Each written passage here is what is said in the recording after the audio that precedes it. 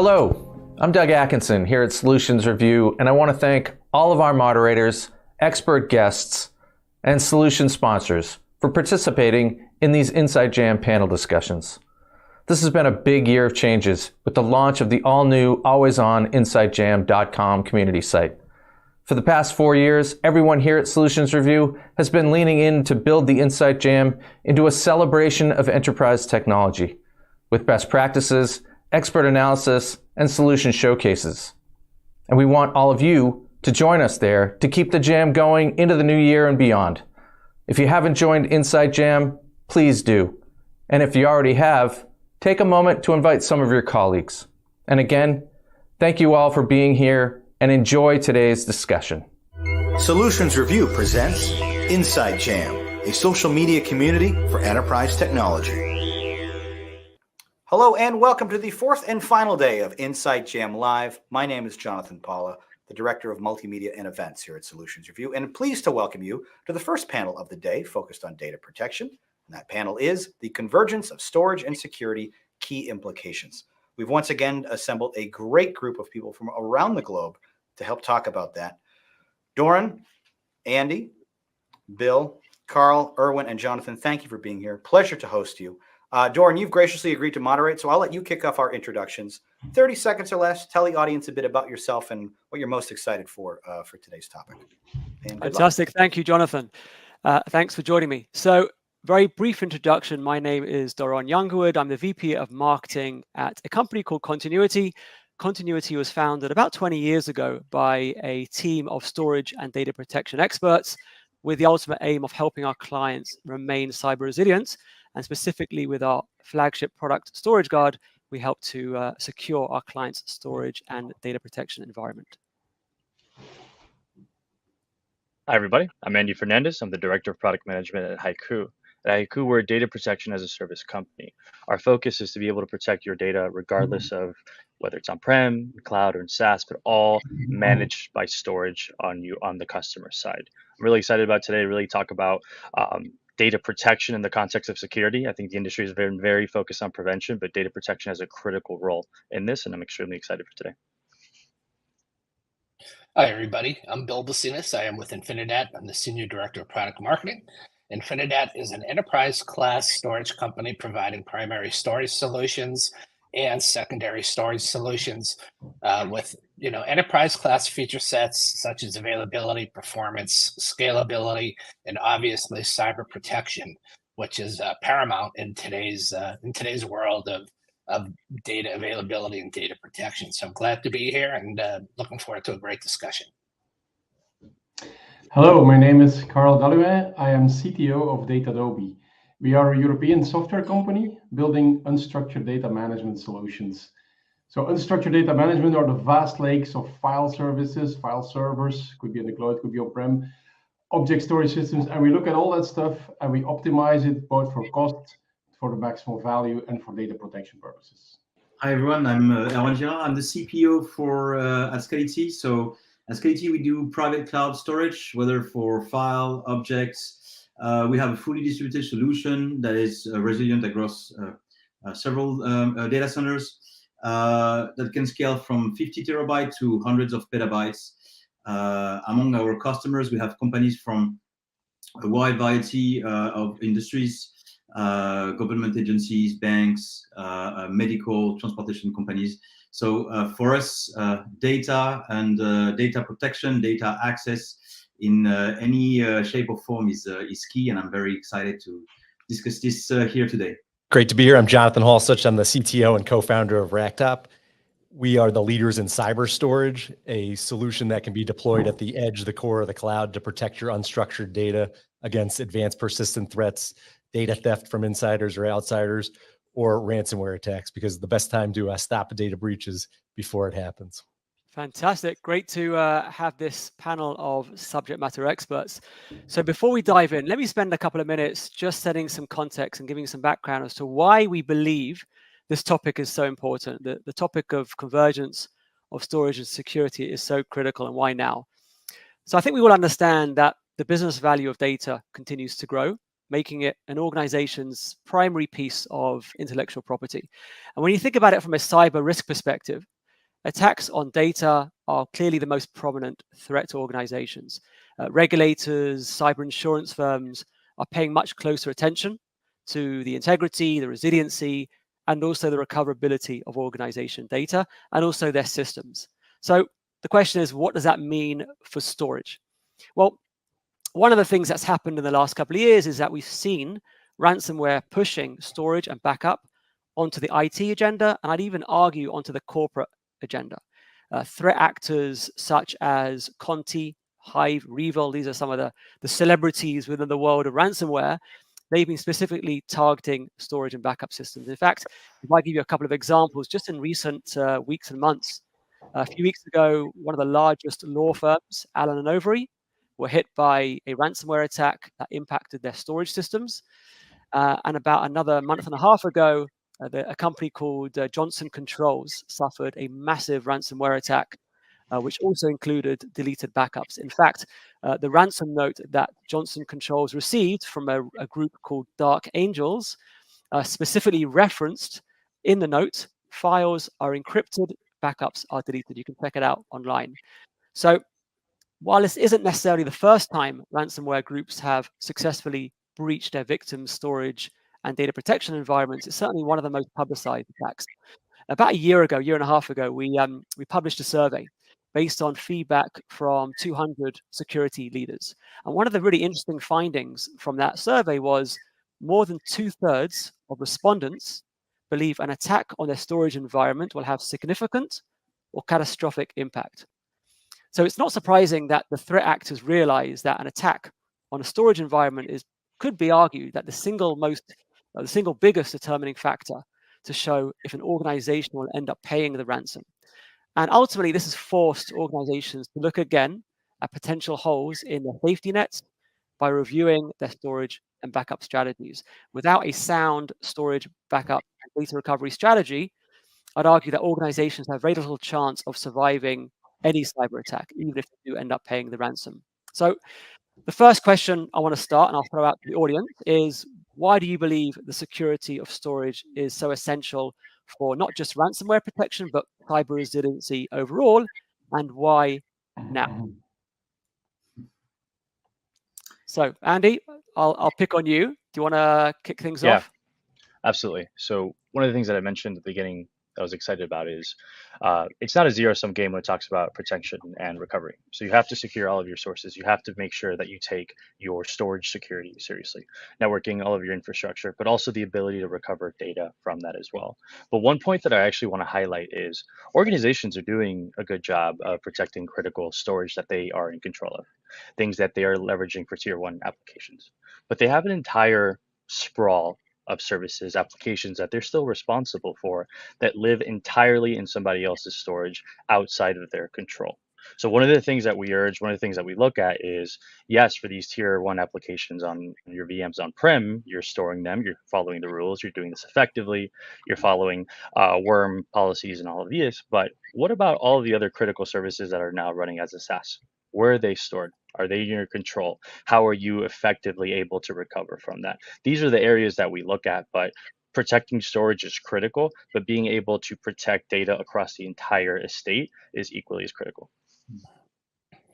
Yeah, I think that's important, from the perspective of the size of the attack plane is enormous, and the value of the data to a company is, paramount. And, as it was stated, it's one of the top 2 concerns of CEOs, CIOs, CISOs, and things like that, anywhere you go and talk to, right? And being able to provide the levels of security, resiliency, and recoverability are hugely important. We look at that, and especially in our marketplace, being the extremely high end of the marketplace, where in essence the family jewels are being maintained. 25% of the Fortune 50 are our customers, for example. So it's a serious consideration. It's a serious concern.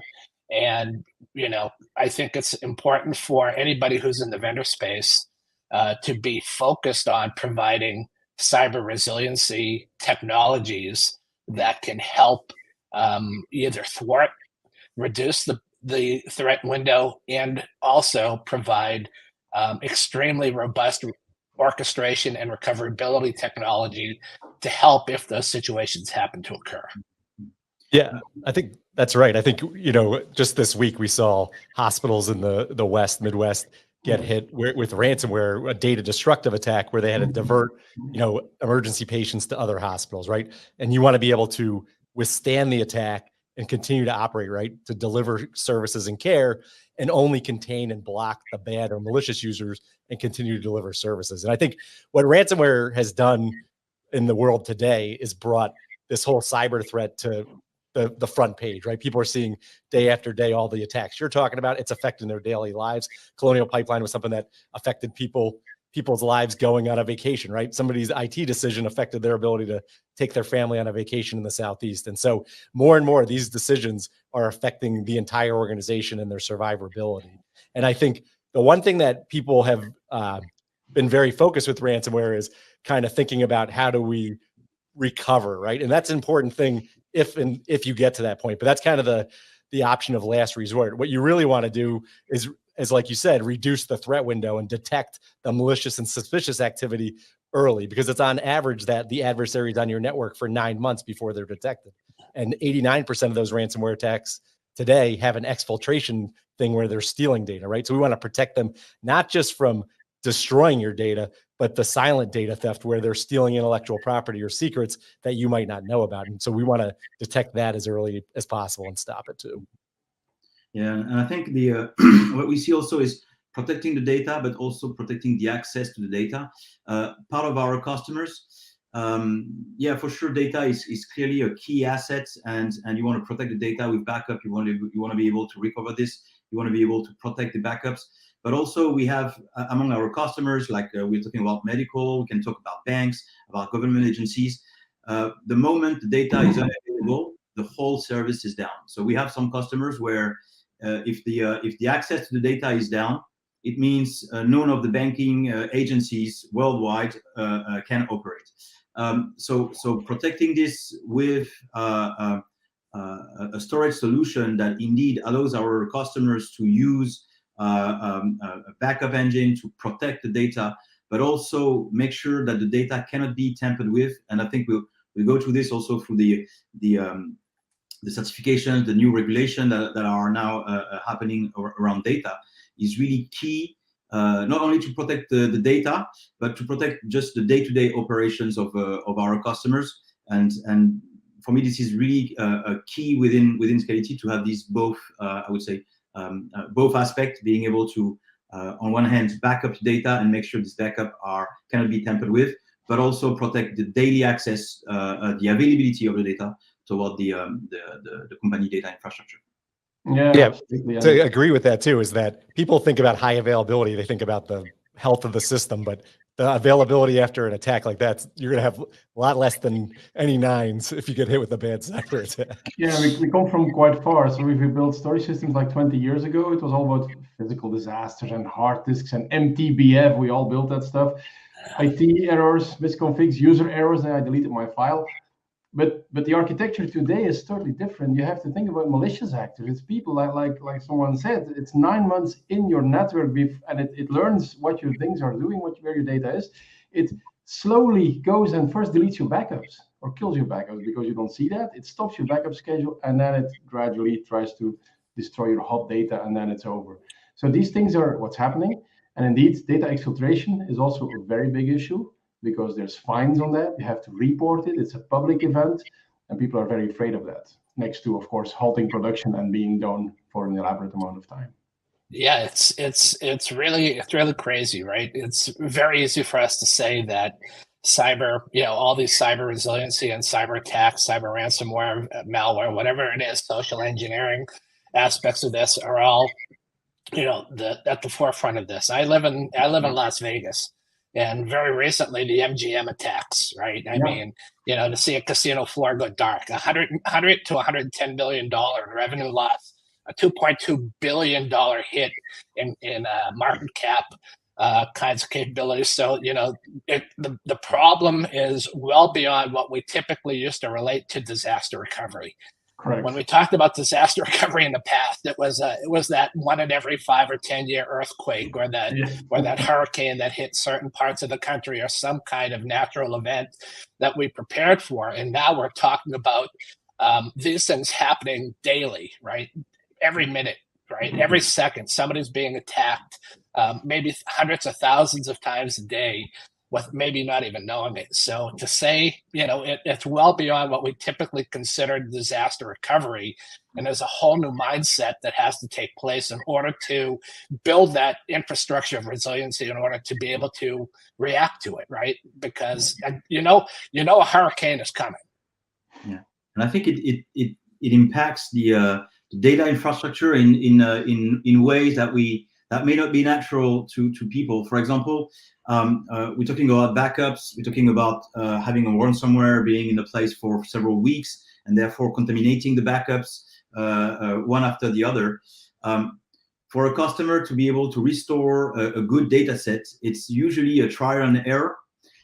We also see sometimes some government agencies coming in to try to understand. So they do want to see these different stages of the attacks of the ransomwares, which means, in fact, that the ability to restore backup pretty rapidly is also key to the ability to the company to go back to business. And it's interesting. Backup used to be, performance was not fundamentally the first aspect of backup.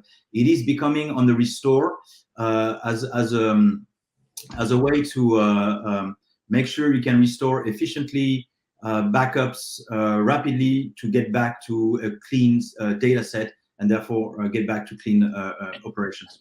A huge challenge, right? Because backup repositories are gigantic, right, these days. And again, our customers too. We have a purpose-built backup appliance, and you could have, in theory, 50, 70 petabytes worth of effectively stored backup data there.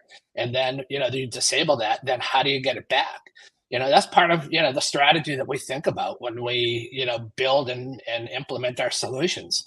We have InfiniSafe technologies that are targeted exactly to those kinds of scenarios and those levels of data protection. But that's one piece of the overall puzzle, right? It's a challenge that will continue to be front of mind, and needs an effective suite of solutions to be able to ultimately manage it effectively. One thing I was going to bring up, actually, and everyone brought this up, both of these points.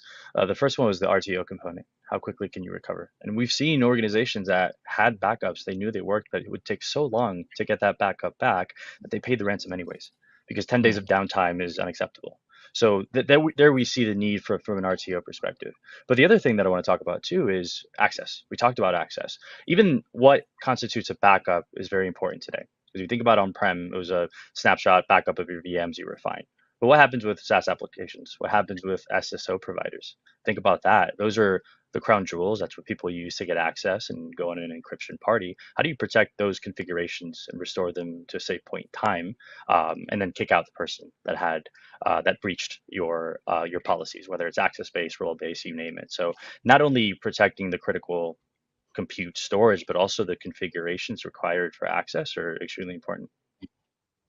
Yeah, I think it's all moving to a new set of tools. That's the key, right? We can't use old traditional policies to solve new problems, right? DR was exactly what you're talking about. Natural disasters. You can't stop a hurricane, so you have to get out of its path and figure out how to recover in another location. What we're talking about today are man-made threats. They need different policies and reactions. You can potentially stop that threat, and you want to stop it as early as possible. Yeah, it's a good point, Jonathan. I think it goes back to your introduction where you talked about this term coined cyber storage, right? And I think that kind of reflects this in you. It's not just a single solution; it's a series of different solutions that can ensure an organization can map some of the risks that we're seeing in 2023, 2024, and onwards. And actually, Doron, I think this is very important as a message to convey. It's not one solution. There is not one silver bullet. It's really at every stage of the data infrastructure, have an understanding of what is protected, what is not, and how important this is. and backing up everything is good, but it's just the minimum, the minimum thing. Andy, you were talking about the time to recover. I think the average time to recover is 23 days. And we've been seeing on the market some companies taking 40, 45 days actually to recover to a proper, good data set that would allow them to restart business in a good way. So that's really for me, you're really spot on here, where it's all about rights, access rights, immutability of the data, backing up your crown jewels, your key data sets, doing the tests. So it's a whole new cyber storage, cyber resiliency storage. I think it's a good name. It's a whole new approach that people would think in the past banks would have to do, or government agencies would have to do. Now it's every single business in on the planet, I guess. Yeah, regardless of size. Yep. And that's a good point. And I want to just move on to the next section. That's a really nice way in, because it seems that auditors, regulators, and industry standards also recognize this, and they increasingly pay attention to the security of storage and backup systems.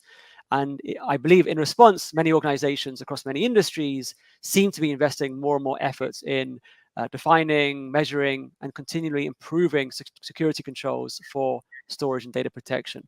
I mentioned a survey before, and I want to highlight one more really interesting finding in that survey, which was over 2/3 of respondents said that the security of their storage and backups was specifically addressed in recent external audits, which is, I think, something fairly new. And we've seen in the past probably year and a half, new publication of standards like NIST Special Publication 800-209, which is entitled Security Guidelines for Storage Infrastructure. We've, of course, had ISO 27001, which was published at the beginning of 2023, which for the first time referenced the security of storage and backups. And finally, beginning of 2024, ISO is publishing 27040, which is a specific requirement for storage security. And in that standard, they include around 220 storage security recommendations, of which 70% are classified as guidance and 30% are requirements.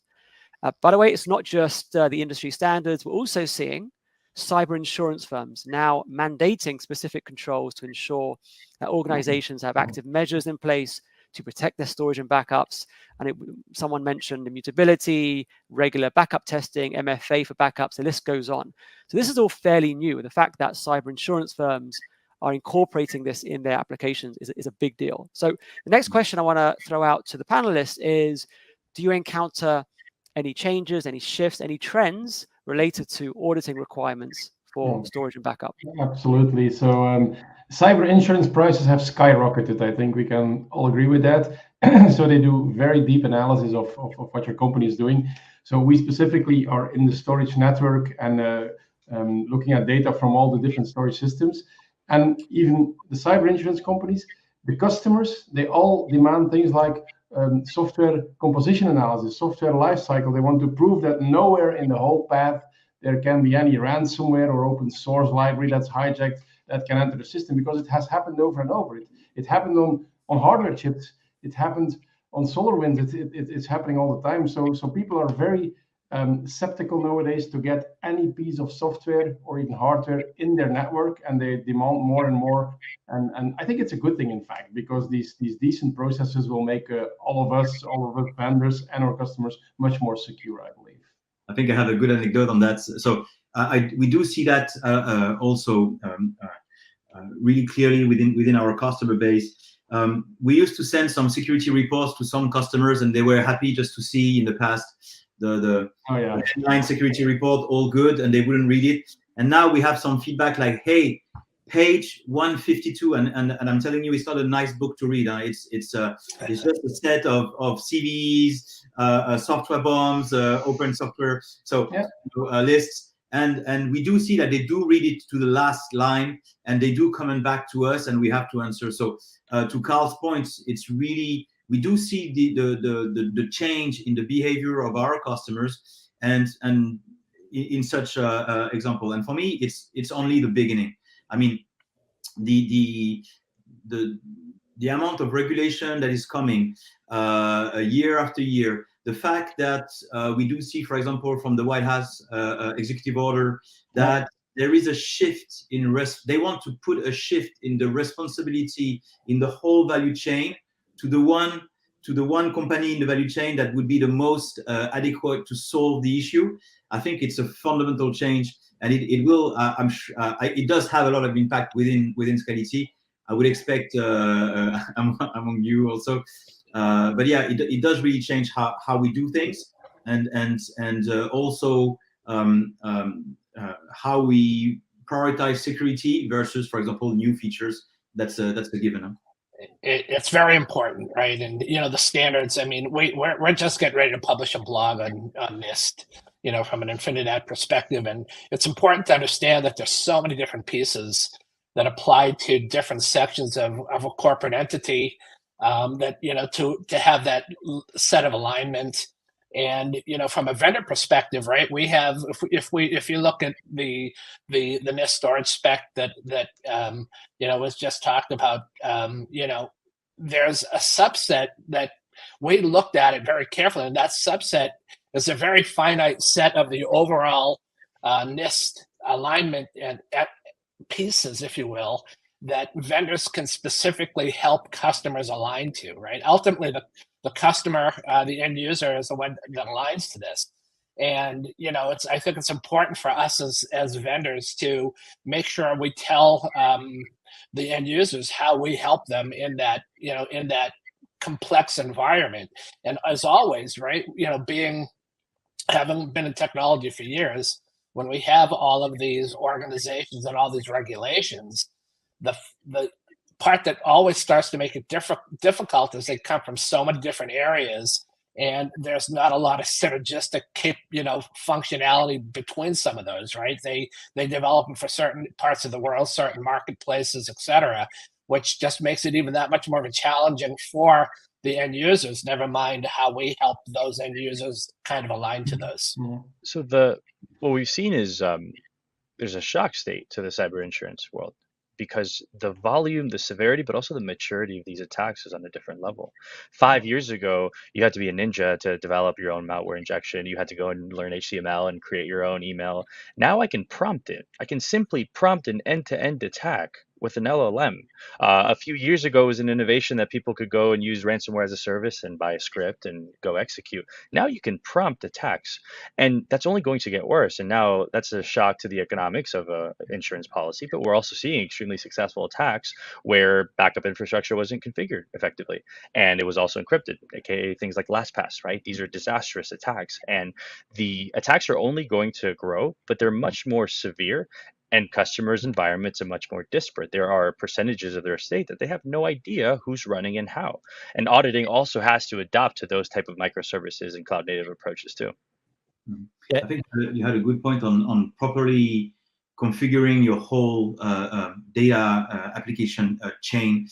We had examples indeed where customers would tick all the boxes, but in fact would misconfigure at one point in time one of the application with regard to the other, which would just annihilate the whole benefit of the solution. And as I was saying earlier, it strikes into areas where we wouldn't have thought it would. For example, making sure that our customers are properly configuring our storage in front of the backup application, for example, is really key to make sure that indeed the backup are immutable, for example. But also on the other way around, we had some customers saying, "Okay, I'm gonna activate immutability on the storage, so I'm covered." Yeah, but then we can't delete anything. So your storage is going to grow, which is okay with us, but may not be okay with you. So the whole chain has to be checked, and I think it's our duty in the industry also to provide the end users who are not necessarily experts And to your point, Andy, as the attacks get more and more refined, more and more elaborated, there's no chance our end users will become experts of all of this. So I think it's our duty also to prepare this and do the extra steps so that the end users can easily understand how to properly configure all of our software solutions, data protection solution, so that at the end of the day, the whole chain is real solid. Yeah, I think that's important, right? You put the controls in place, and then you need to have the demonstration that the controls are in place continuously and properly. And it's not just getting through the audit too. Obviously, you want to be able to do that for insurance purposes, accreditation purposes, and things like that.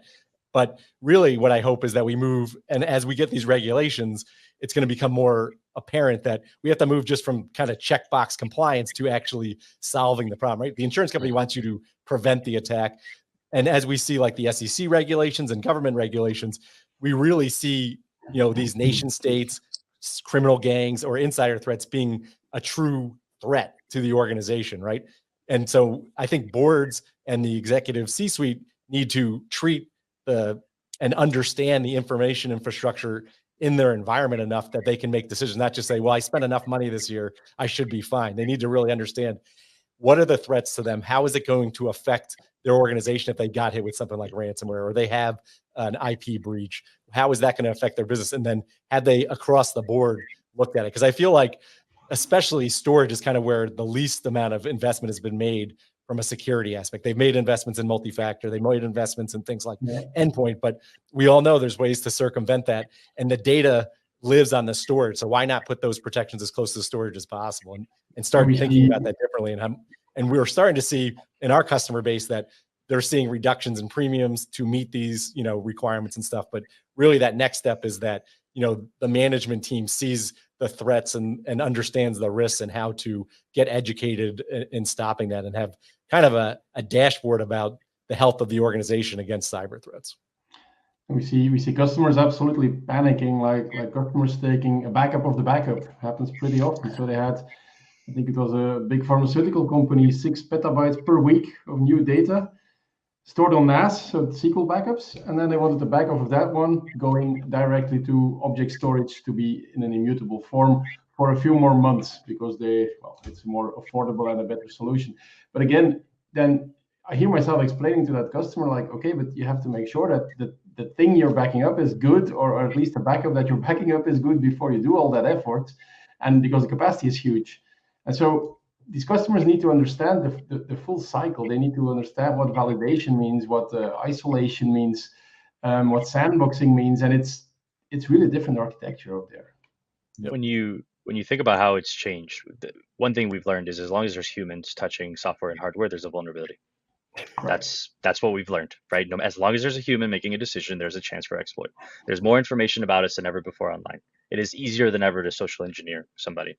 And when you actually look at how many more people are touching critical infrastructure today, it's kind of scary, right? On-prem, you have a backup admin, you have somebody, but to run a basic web hosting service on AWS, you're using 10, 15 services, you're setting up VPCs, IAM, and EC2 instance RDS. They all have their own specific configuration, their own specific points.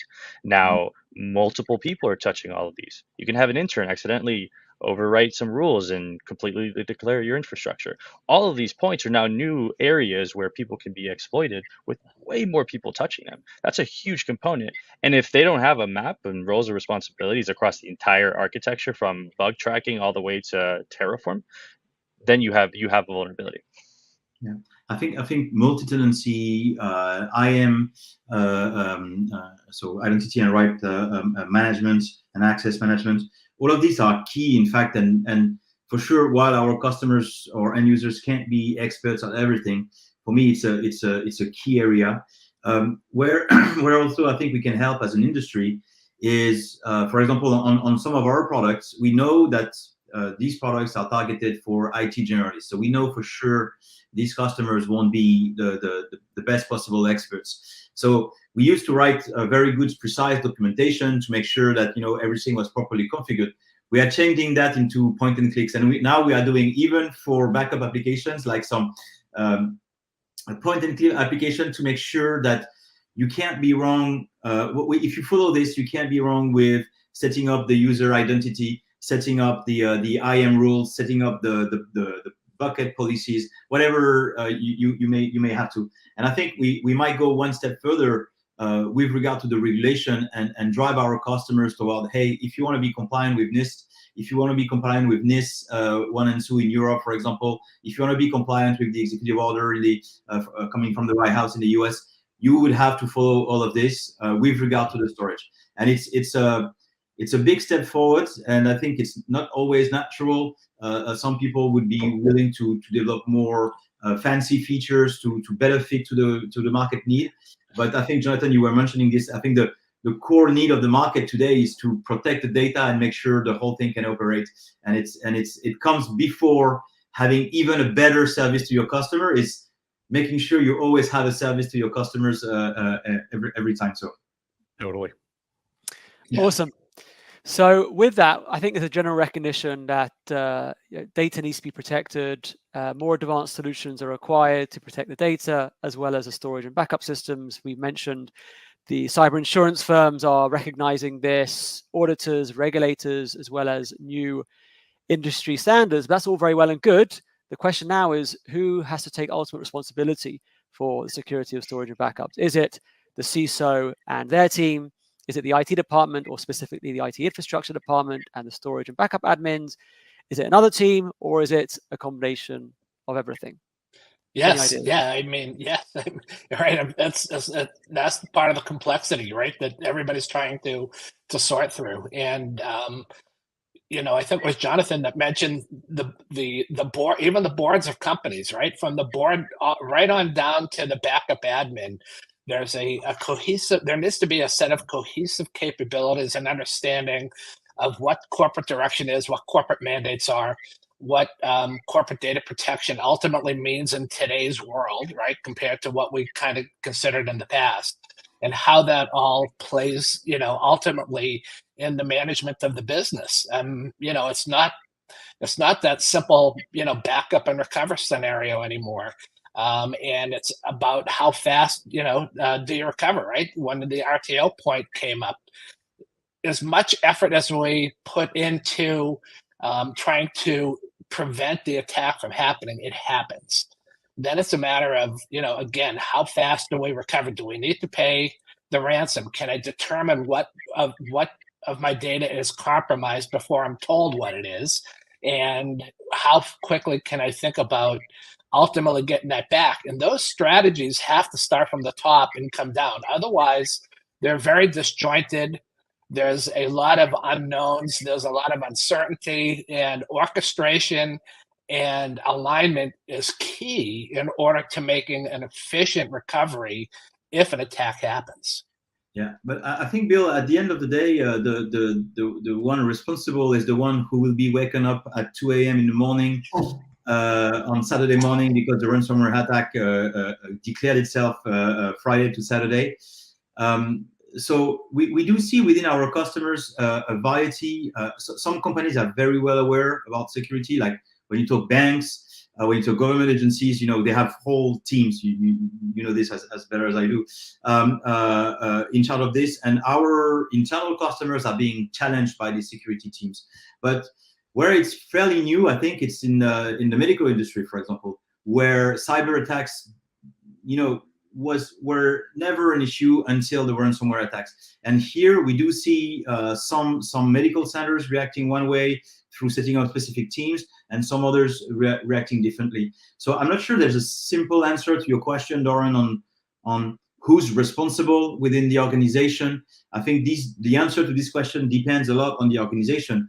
What is sure is that what we see from experience is that at the end of the day, the one person being waken up at 2 a.m. is mostly the guy in charge of the IT. So it's I can pretty much guarantee you the CEO and the CISO of MGM were up at 2 o'clock in the morning.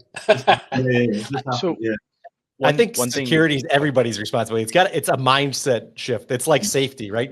It's not just the safety officer's responsibility. Like everybody, if they see a fire, they have a responsibility. If they see something unsafe, they have to do something about it. But it does start at the top, because in a lot of conversations we have at lower levels, these people that are typically influencing storage buying decisions, the admins. They're like, oh, this I can use. I'm not really worried about the safety of this data. They're not really in a position to make those decisions. They don't really understand what's going on. They certainly don't know what's happening in the boardroom. The company could be up for sale or something like that. That's not going to be known by people at the lower level. This information has to be brought and raised up to the higher levels, and the top levels need to explain to everybody what the impact of something like a data breach is or a ransomware event of this type of data to the company. Because the reality is, when the organization gets hit with a data breach or a ransomware attack, the entire organization is going to be affected. And we've seen this for the last decade, as far back as Sony, where, a state actor stole all of the data from Sony, including at first it's all the high level people like the actors and the executives that get embarrassed. But then later they're just leaking information on regular employees, people that have left the company, their personnel records out there, and people are searching to see when they go for a job interview, what dirt do they have on this people? And it just happened again with the company where personnel records of people laid off are out on the net. So it's basically going to hit you, just like the Colonial Pipeline hit you. This is going to hit you too. And it's really something that you have to think about it, because it could be your health records and your kids' health records, and now you have credit problems. So it's really everybody's responsibility. They got to think about it more holistically and not just think that's their responsibility. And the CISO's kind of maybe wears the hat for making sure information security is there, but he's relying, or she is relying on everybody within the organization to do their part to be a good participant, not just do the job for everybody. One thing that we've seen that I'm not very optimistic about, though, is the shift of power that the CISOs are receiving, both in decision-making abilities, but also on budget, right? I know we were in a tough market, but that cybersecurity is not the area of the budget to cut. It could destroy your company. So what we are seeing, though, is much more sway, because now we know jobs are on the line. And it's not just the CISO jobs on the line, it's C-level jobs are on the line, whether it's breach-based and you've leaked information or you have severe downtime. So we're starting to see CISOs have more power, more budget. But like you said, Jonathan, as long as there's people, there's going to be something that goes on. Everyone is responsible. Every single person is a potential area where somebody can exploit. Everybody has to be educated. Now, one of those areas that we see in the tech stack is always going to be on fancy analytics, networking, but one of the most underinvested areas is in education. And sometimes because as technical people, we understand and we'll see a link and we don't click on it because we understand these things. But for many people answering 85 emails, they might not actually see the difference. And education can make a huge difference, but sometimes it's the last area of cybersecurity that gets invested in. And we see the same thing that for many projects, IT might not have budget, and suddenly security has budget. I mean, there's like if we need to migrate huge amounts of data from one system to another, security will say, okay, those retention dates cannot change during the migration. We want complete chain of custody. So but it's unclear where exactly they live. They live between the data owners, legal, compliance, infrastructure, CEO.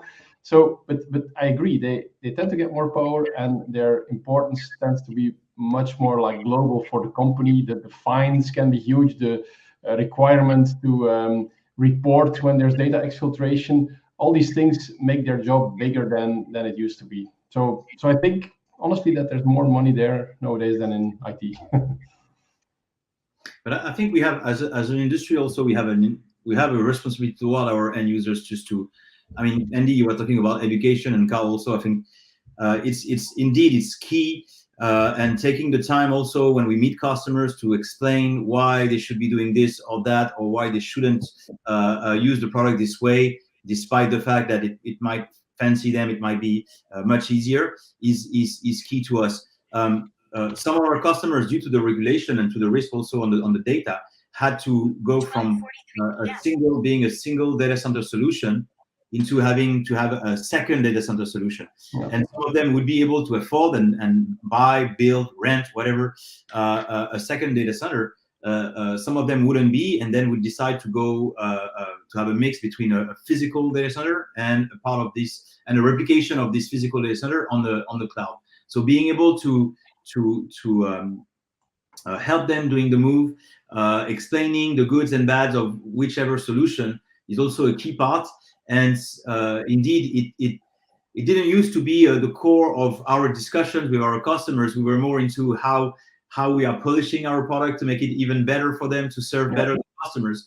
It is now a big chunk of our work not to create new key cool features, but to make sure that our product can be operated in a secure environment, that we are tracking CVEs, that we are proactively informing our customers about CVEs.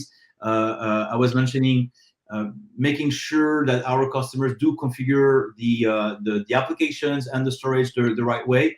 All of this takes a lot of, in fact, time, energy, resources, but we do think it's key to, I would say, to take our share into this difficult path the industry is going through with this these ransomware attack that, to your point, Andy, are more and more complex and ever more difficult to detect, for sure. Yeah, from our experience, it tends to be the CISOs that they're the policymakers. The same way they build security baselines for every other layer of IT, they have to be doing the same for storage and backups, as opposed to waiting for something to happen or for auditors to start asking questions. I actually think the potential gap could be cultural between the IT or the IT infrastructure and the CISOs and their teams. Because in many cases, CISOs are not sufficiently familiar with the world of storage, and many of the storage folks are not sufficiently security savvy, although I think things are starting to change. I think in an ideal world, if the worlds of security and storage could kind of mirror what we see within security and network teams, which work very closely together, or perhaps the security and the server teams. I think it's starting to happen. We're certainly starting to see it, but I think there needs to be some sort of kind of marriage between those two worlds. And certainly when it comes to education, I know, Andy, you touched on education, and Jonathan as well.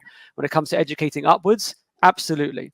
It has to happen, as opposed to waiting for something to go wrong. It's not just down to the vendors, us, to educate the market. We have to have both security and storage teams educating each other whilst educating upwards to management and making sure everyone understands the potential severity of what would happen if.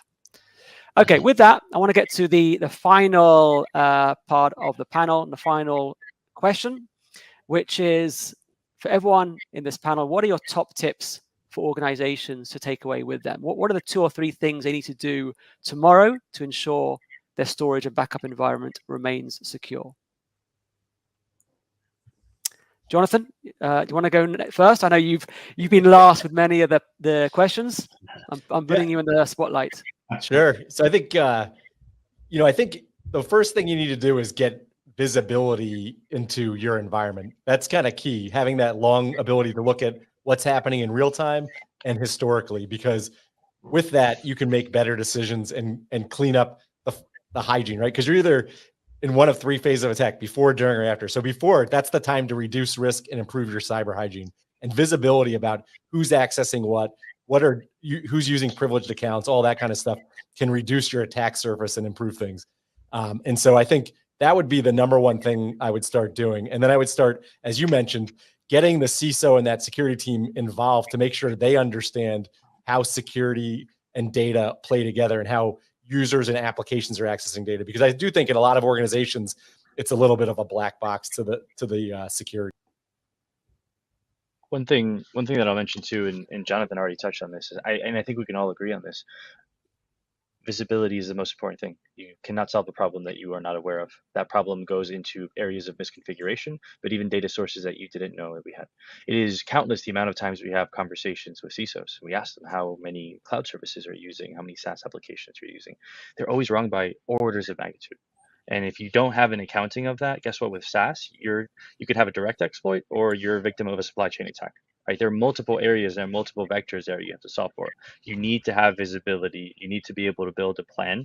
And one thing that I'll mention too, and as the resident backup guy, a backup is not worthy if you haven't tested it. If you don't test your backups regularly, they're not backups, they're not worth anything. So if there's just 2 things, go take an accounting, a serious accounting of what are you running in your entire development lifecycle. Meaning from bug tracking to planning to release to management, all of it. What are you running down to the microservice? Because that is critical. And then from there, make sure to actually protect it, to secure it, to configure correctly, and test it. If you don't test it, you don't have a backup.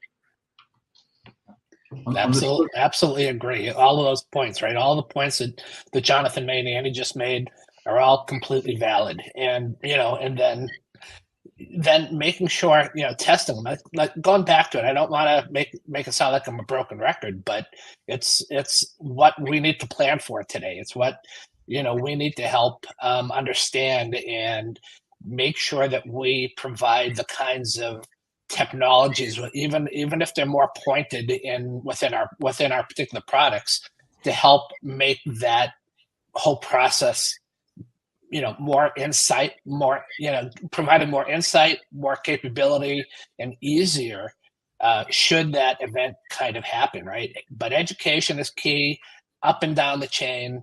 The testing of all of these new environments, because they're so disparate in some cases, and making sure you have top to bottom alignment are really the things that are going to make the unfortunate need to do these kinds of recoveries more palatable, right? Just maybe a little bit easier. I think on top of that, an advice also to the end users would be make sure that the partners you are choosing to help you with storing the data, managing your backup, creating your backups are reactive, because there is a big difference between being on your own, fighting against a ransomware attack, or having the help of the best key people from your best key suppliers. This might change fundamentally the speed at which you're able to recover from this. So choose your partners carefully, and choose partners that will stand by you until the whole infrastructure is back on. I think it's really key. Back to the complexity of the attacks, I think we'll see more and more different type of attacks. So it might not be there's never been a script you just push in just to get back everything back magically. There's never been that, but I do think that the complexity of the attacks makes that it's going to be more and more common expert knowledge being put together to solve the issue.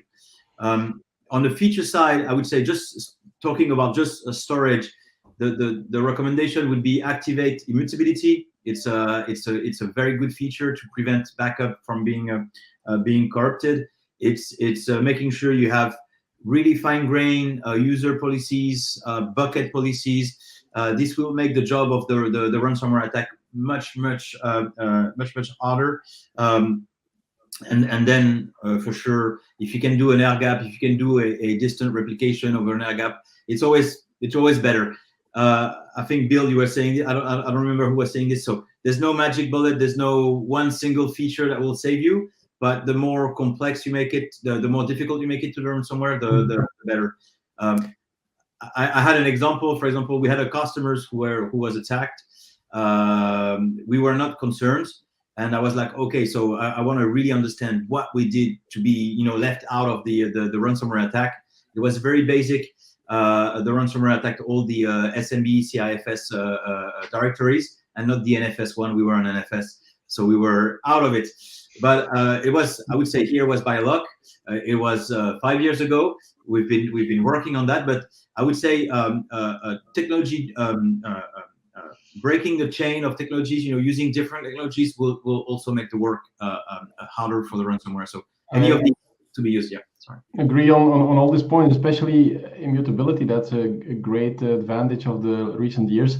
One thing I'd like to add is to visibility is basically knowing what you have, because unfortunate reality is customers don't know which shares or exports or buckets they have, let alone who the owners are. So it's impossible to secure things or to have decent backup policies if you don't know which department owns which data and what the value or semantics or regulation is around that data.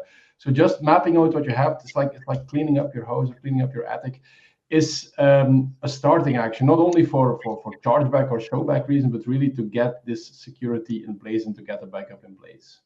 Yep.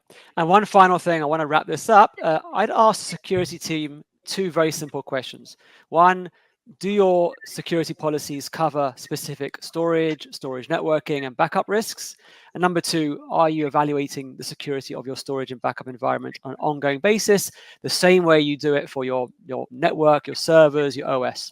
And that's really two very simple questions. Excellent. Well, thank you, gentlemen, one and all, for that fine discussion and expertise. I wanted to come back in and wrap things up and give each of you an opportunity to do some self-promotion, whether that's your company trial, a website, a blog, LinkedIn profile, or your personal podcast. 30 seconds or less. Let's start with the other Jonathan in the group here, and we'll go counterclockwise back to Doran to wrap things up. Thanks. Yeah. Love to have you come check out our website at racktopsystems.com. You can actually download and use a free trial of our software for 90 days in our Jumpstart program, where you even get full production support. And you can actually see a demo of our product stopping an insider threat, as well as a live ransomware attack and recovering from the ransomware attack in under 5 minutes. So check it out. Excellent. Thank you. Erwin. Hey, thank you. So yeah, check skyt.com. So if you're looking for some object storage, fully distributed, highly available, highly resistant, highly performance software infrastructure for private cloud, yeah, just you can check skyt.com. You can download an OVA of Artisca to see what a very simple, high performing object store is. Thank you. Thank you. Carl. If you want to have visibility and insights into your unstructured data, so that's SMB, NFS, so file, and all the object protocols like S3, then you can go to Storage Map. That's our product of the company, datadobe.com. And we allow you to organize your data. We allow you to optimize it. We allow you to start up replication sessions. And we are vendor neutral, so we're compatible with all the fine folks in this panel. Thank you. Thank you. Bill. Hi, and infinidat.com is the website. Check it out. We have a specific page on cyber resiliency and how it relates to our particular products, and in particular our InfiniSafe technology. We're an enterprise class system. We have to play and protect data in those particular areas. InfiniSafe covers all the 4 major elements that we talked about: immutability, recoverability, and we've actually added a scanning component to that too. So it's important to know when and how you get your data back, what's good and what might be compromised. So check us out, infinidat.com, and we'll look forward to hearing from you. Thanks for including us. You're very welcome. And Andy. Absolutely. Check out haiku.com. At the beginning, we already talked about how Haiku is able to help you protect your data regardless of where it is, whether it's fully on-prem, hybrid, or even cloud native. It doesn't matter. With Haiku, you can protect it. You can store it in storage of your choice. We are storage agnostic because we believe you should be able to make the decision on what best storage option you have. But what I want to quickly highlight is something called rgraph. This is a free service that we have on our website. We will be able to, within minutes, be able to expose and show all of the SaaS applications and cloud services that your organization uses, expose the ones that aren't protected, and help you build a plan to immediately go and protect them before it's too late. All right. And last but not least, Doran. The term visibility has come up a lot, and our product, Storage Guard, checks the security configuration of your storage and backup systems to ensure they're hardened and compliant with security regulations and industry standards. So for the first time, you'll get complete visibility of the security posture of your storage and backup environment. Check out continuitysoftware.com. Thank you. And thank you for your time and expertise once again. That will do it for this panel. But if you came in late or missed any portion of this discussion, we encourage you to watch the on-demand replay at any time on the Solutions Review YouTube or LinkedIn channels. And please stay tuned to those same channels, because in just a short minute or two, we'll be back with our next data protection panel on ransomware proofing, data protection, and storage environments. Again, my name is Jonathan Paula. Thank you for watching. Hope to see you next time. Bye-bye. Bye.